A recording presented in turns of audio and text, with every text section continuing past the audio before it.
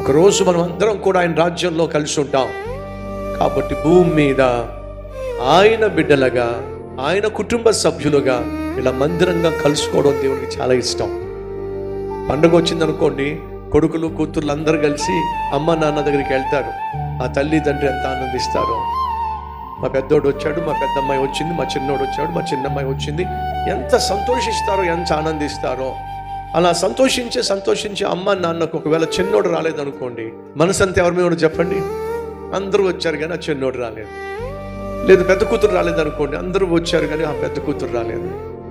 అందరూ వచ్చారు కానీ ఆ పెద్దోడు రాలేదు.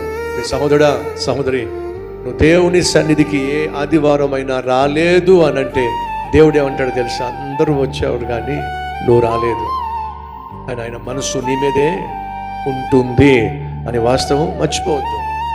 అలాగే నువ్వు ఏదో నిర్లక్ష్యం వల్ల ఏదో పని చేసుకోవాలి, ఏదో 10 రూపాయలు సంపాదించాలి, లేక ఎవరితోనో వెళ్ళాలి, ఎక్కడికో వెళ్ళాలి అని చెప్పి దేవుని ఇంటిని నిర్లక్ష్యం చేసినప్పుడు, దేవుని సన్నిధిలో నువ్వు కనిపించినప్పుడు, నిన్ను ప్రాణంగా ప్రేమించినటువంటి దేవుని మనస్సులో నువ్వు వేదన పుట్టిస్తున్నావు. దేవుడు మనసులో నొచ్చుకున్నట్లయితే వినో, ఆయన మెచ్చుకునే విధంగా నువ్వు జీవించటం లేదు వాస్తవం.